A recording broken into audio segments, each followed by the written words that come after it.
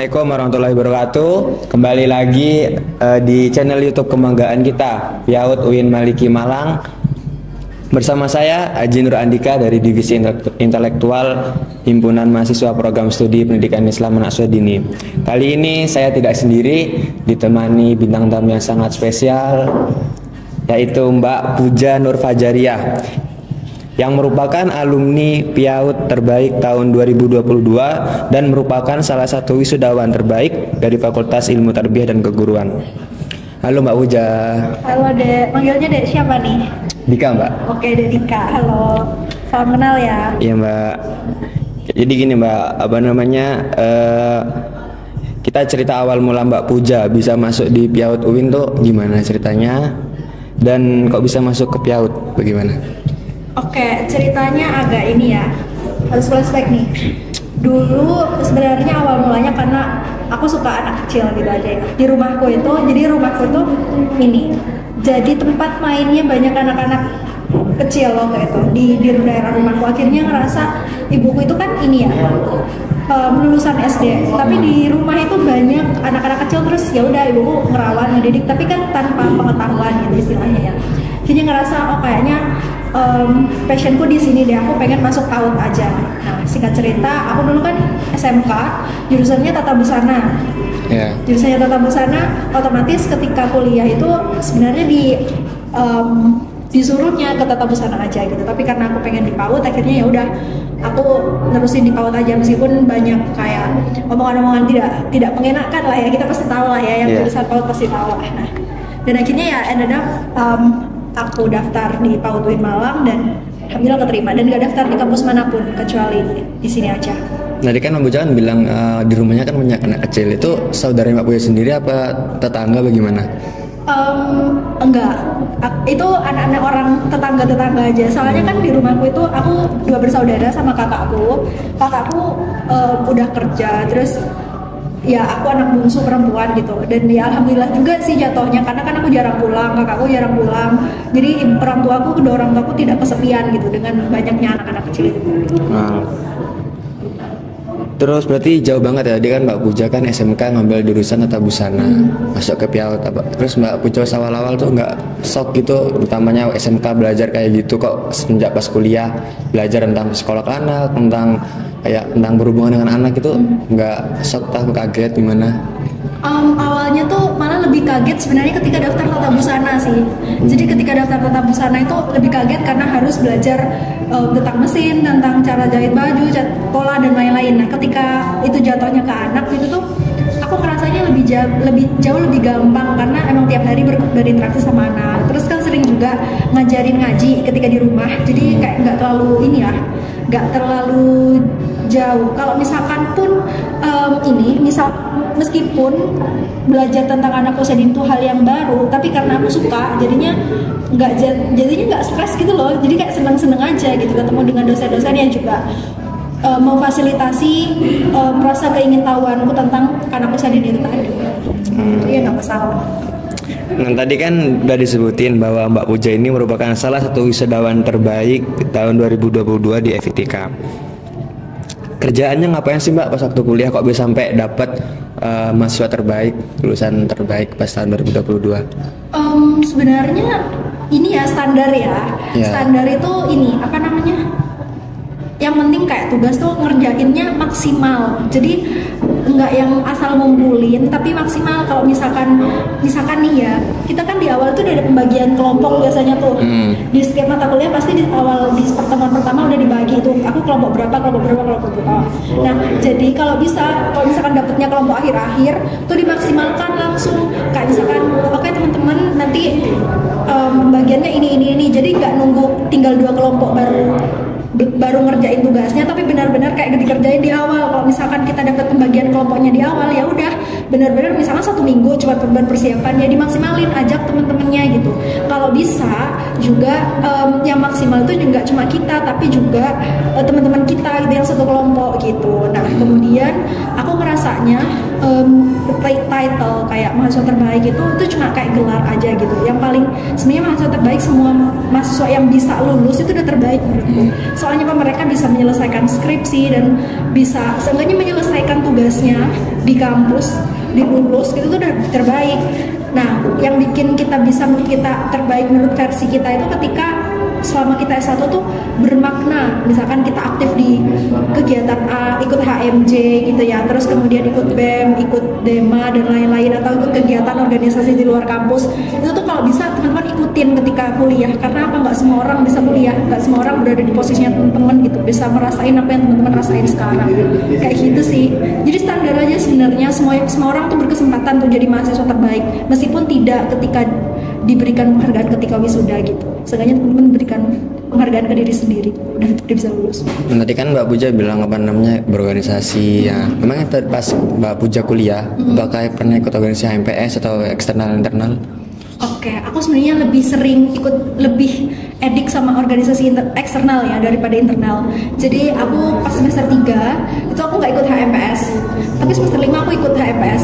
Padahal kan harusnya semester 3 dulu gitu. Karena waktu itu aku emang ngerasanya potensiku nggak di UIN gitu. Jadi aku mending ikut organisasi luar yang ketemu sama teman-teman lebih luas. Nah, itu aku ikut HMPS semester 5 itu karena ketua HMPS-nya itu adalah teman kelasku, Elo waktu itu kan. Terus Mbak Elo? Iya. Kenal Mbak? Kenal.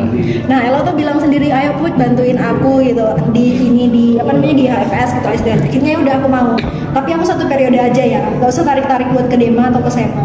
Soalnya aku merasanya nggak terlalu tertarik buat ikut organisasi internal karena dulu udah OSIS, udah macam-macam ketika SMA gitu. Akhirnya ketika kuliah itu selama kuliah ikut organisasinya kebanyakan di luar, kayak kerelawanan, kegiatan komunitas kayak gitu. Lebih banyak kegiatannya seperti itu yang memaksa aku buat kenal orang dalam skala lebih general gitu. Berarti kan Mbak Puja lebih suka organisasi yang eksternal. Betul. Lebih banyak orang yang dikenal. Betul. Boleh di-speak dong nggak organisasi apa aja tuh eksternal itu? Oke. Dulu itu aku pernah ikut kepanitiaan Ngalam Book Fest. Jadi Ngalam Book Festival gitu waktu itu. Nah, itu festival buku terbesar di Malang Raya pertama waktu itu tahun 2020. Itu tuh panitianya ya mahasiswa Semalang Raya waktu itu. Berarti bukan dari UIN aja ya, berarti dari UB, UMM. Bukan dari UIN, kayak cuma aku aja deh. Kan Mbak aja? Iya kayaknya waktu itu. Apa namanya Mbak tadi? Ngalam Book Fest. Dulu namanya Ngalam Book Fest. Malang dibalik Ngalam. Malang Book Festival. Nah, itu dulu. Terus kemudian aku juga aktif di Jejak Pengabdi Indonesia, di CPI. Terus kemudian di IOIN. IOIN itu NGO pendidikan, bergeraknya di pendidikan juga. Basecampnya di UB, waktu itu ketuanya anak UB. Terus selain IOIN juga ikut Tamimcare. Terus selain Tamimcare, sebenarnya basisnya aku pengurus pelajar Islam Indonesia ya, Jawa Timur. Jadinya biasanya tiap minggu itu aku ke Surabaya, soalnya kantornya di Surabaya gitu. Biasanya kalau hari Minggu itu, hari Sabtu Minggu biasanya keluar kota. Keluar kota tuh ke daerah kayak kantor daerahnya lah. Aku kan pengurus wilayahnya, jadi turun ke yang bawah-bawah gitu buat monitoring dan lain-lain. Nah itu kan organisasi eksternal di luar kampus. Nah itu Mbak Puja dapet channel itu dari teman apa kok tahu sendiri ada organisasi eksternal kayak gitu, bisa gabung sama anak UB, anak UM pada kenalan? Bagaimana Mbaknya masuknya ke organisasi eksternal? Memaksimalkan media sosial sama jaringan. Jadi kalau yang pelajar Islam Indonesia sendiri kan aku udah aktif dari SMK kan. Dulu tapi SMK tuh aku masih pengurus daerah. Nah ketika aku udah kuliah jadi pengurus wilayah karena udah skalanya Jawa Timur. Nah kalau yang komunitas-komunitas lainnya itu memaksimalkan media sosial. Biasanya di media sosial kan ada tuh open recruitment, ada open volunteer, ada open kepanitiaan kayak gitu, biasanya daftar-daftar. Itu sih. Terus kemarin juga pernah beberapa kali ikut event kerelawanan yang kayak ke pulau-pulau itu loh. Terus dulu gempa, aku pernah kan jadi relawan gempa Lombok juga. Terus kemudian yang tsunami Palu itu jadi relawan juga. Jadi memaksimalkan potensi yang ada sih. Berarti Mbak Puja ini suka berorganisasi tapi yang eksternal. Betul. Kalau yang internal kurang minat. Yang lain aja. Oh. Yang lain aja kan. Ini kan tadi kan Puja kesibukannya selain kuliah organisasi eksternal. Nah selain organisasi mungkin Mbak Puja ini kesibukannya ngapain? Mungkin kerja pas kuliah bagaimana? Selain organisasi. Kesibukannya. Aku kerja karena kan aku mahasiswa ini ya. Aku dapat bidik misi kan dulu. Nah, itu tuh uangnya menurutku pas kelas lah ya. Nah selain itu aku juga ngajar kan, jadi tutor, terus kemudian aku ngedesain freelance, terus kemudian aku jualan. Jadi aku suka ngerajut kan, aku suka ngerajut karena tata busana itu tadi, suka ngerajut terus bikin kerajinan yang aku jual. Tapi yang paling banyak income-nya itu dari freelance itu tadi, yang ngedesain, desain, ngedit, nah itu dari banyak income-nya. Oh sama aku nulis di Kompasiana, jadi dapat duit dari Kompasiana juga. Bikin artikel gitu mbak ya? Betul, sampai sekarang sih. Nah, Mbak kan udah kerja, terus aktif di organisasi eksternal. Itu Mbak Puja tuh kok bisa dapat mahasiswa terbaik itu ngatur manajemen waktunya gimana? Kok nggak tabrakan pas ada event organisasi ataupun yang lain? Kok bisa sampai dapat reward mahasiswa terbaik? Sedangkan Mbak Puja harus kerja, terus organisasi eksternal, sama belum lagi kuliah.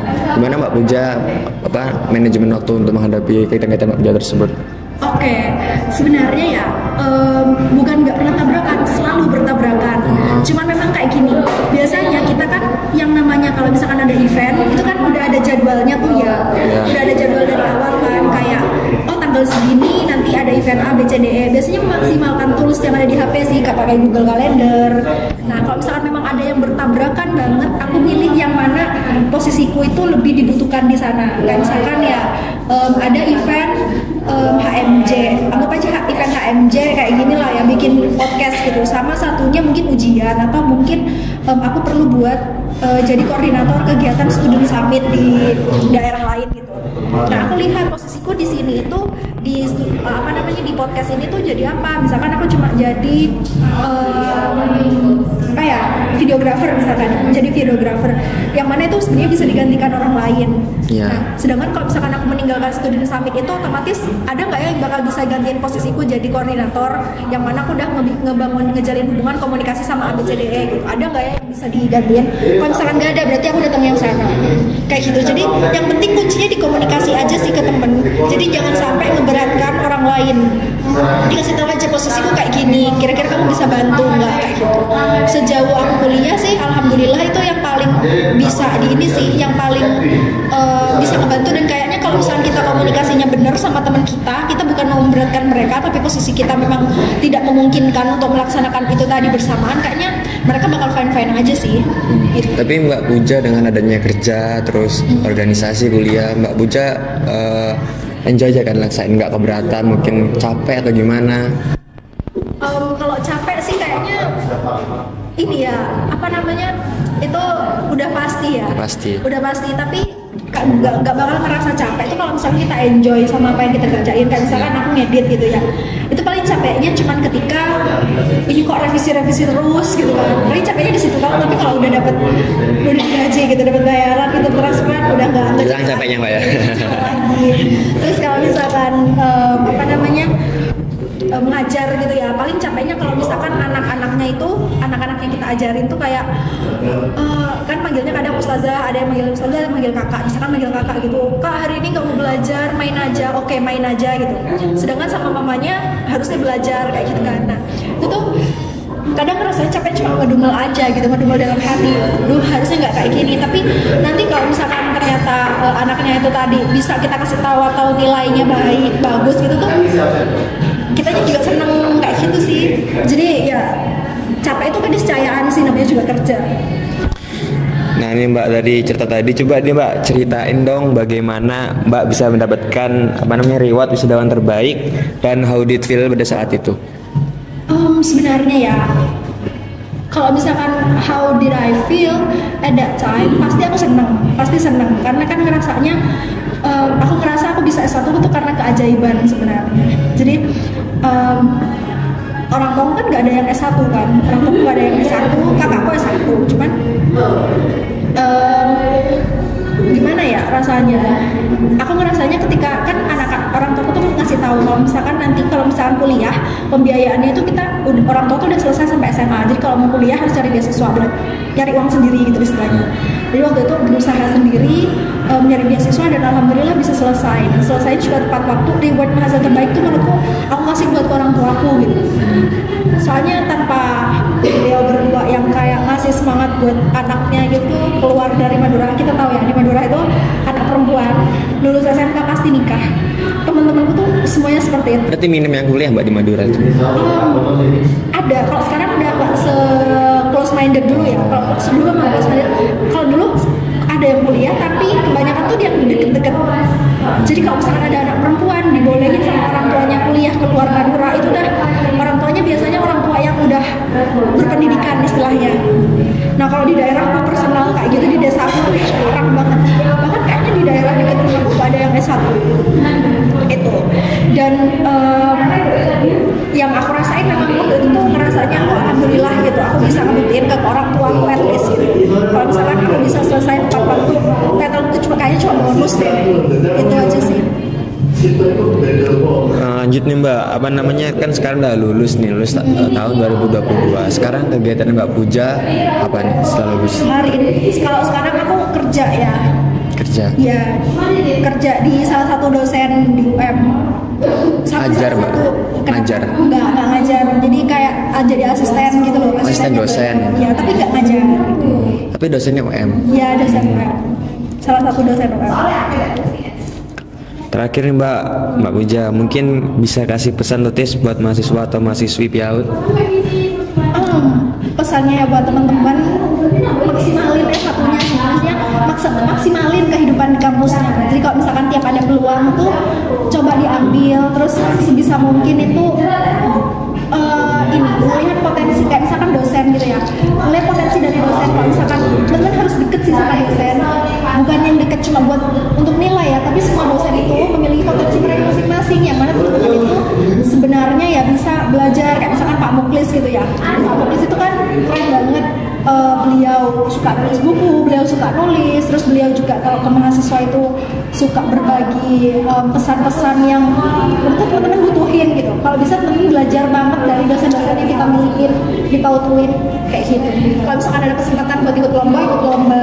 Kalau misalkan ada kesempatan buat ikut komunitas, pokoknya jangan sampai teman-teman ngerasa teman-teman nyesel apalagi salah jurusan kayak gitu. Apalagi yang cowok-cowok nih. Ya, jangan sampai ngerasa salah jurusan. Soalnya teman-teman dibuktiin sekarang itu peluang teman-teman nanti berkarir di bidang PAUD kayak gitu ya, dengan teman-teman cowok tuh udah sebuah keuntungan menurutku. Soalnya posisinya teman-teman benar-benar dibutuhkan kayak gitu. Nih Mbak, sebelum closing statement dari Mbak Puja, ini ada lagi pertanyaan. Tadi kan Mbak Puja bilang ke mahasiswa, pesan untuk mahasiswa ya, pendekatan buat dosen. Nah, itu kan penting banget. Bagi tips Mbak, bagaimana cara kita buat dekat dosen, tapi dalam rangka bukan untuk cari muka atau gimana. Nah, bagi tips bagaimana kita sebagai mahasiswa yang sekarang ini bisa dekat dengan dosen. Ini tipsnya dari Pak Muklis ya sebenarnya. Jadi Pak Muklis tuh sering banget beliau bilang gini, mahasiswa yang diingat dosen itu cuma satu. Itu ada dua. Yang satu yang dalam konteks pinter banget, yang satu yang sebaliknya. Jadi yang tengah-tengah itu nggak bakal diingat biasanya. Nggak bakal diingat. Jadi teman-teman jangan sampai jadi yang tengah-tengah, jangan sampai jadi yang terakhir. Enggak. Jadi kalau bisa ya teman-teman tuh aktif ketika di dalam kelas tuh nanya, pertanyaannya tuh pertanyaan yang kalau bisa tuh yang kritis. Berbobot lah, kritis kayak gitu. Terus juga ini nggak tahu ya, ini kebiasaanku dan mungkin teman-teman bisa ini juga, jangan sampai teman-teman masuk kelas dalam keadaan kepala kosong. Misalkan hari ini mata kuliahnya adalah mata kuliah psikologi perkembangan misalkan, sebelum kelas at least biasanya tuh kan Pak Muklis sama beberapa dosen tuh kan biasanya udah ngasih tahu kan kalau hari ini topiknya ini, materinya ini. At least teman-teman nyari tahu dulu lah tentang materi itu. Seenggaknya ada bahan diskusi lah di kepala gitu. Jadi nanti nggak kosong-kosong banget. Biasanya kan kalau presentasi pun kelompok itu udah ngasih share PPT kan, seenggaknya dibaca. Jadi jangan ketika yang depan presentasi teman-teman baru baca, jangan sampai.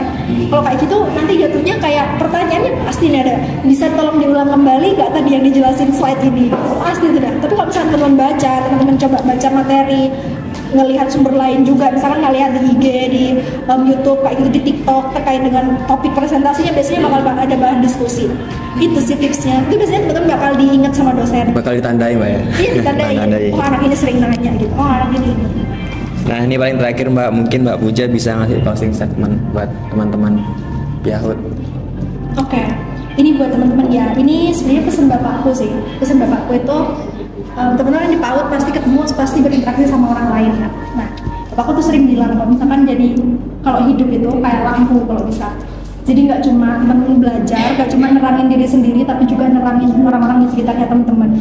Teman-teman jadi guru PAUD gitu. Teman-teman jadi guru PAUD kalau bisa jangan cuma bisa apa ya namanya ngasih tahu buat teman-teman berilmu aja atau teman-teman pengen ngajarin anak usia dini aja.